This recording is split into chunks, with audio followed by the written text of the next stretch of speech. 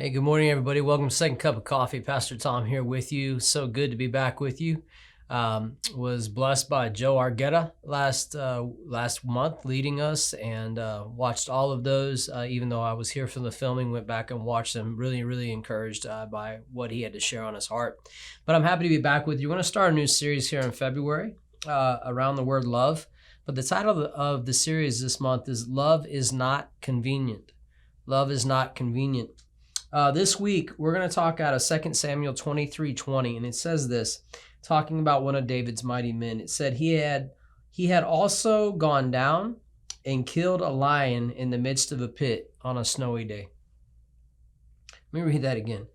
He had also gone down and killed a lion in the midst of a pit on a snowy day. You know, it's not convenient to carry out the action of love. The action of love, what I mean by that is not just saying to somebody, I love you.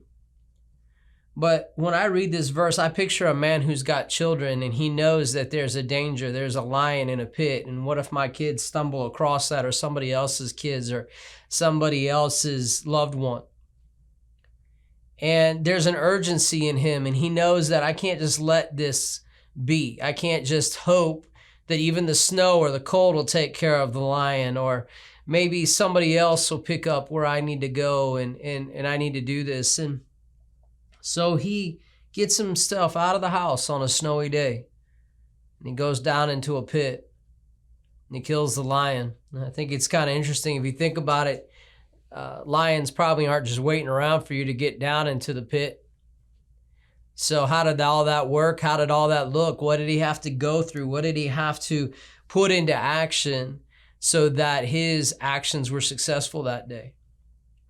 If I'm leaning on my convenience, if I'm leaning on what feels good to me in the moment, which would be a fire and a hot cup of tea or a second cup of coffee, stay out of the elements, it's not harming me. I know where the pit is. I'll stay out of it. So we can fall into that mindset. It's not harming me, so why should I get involved?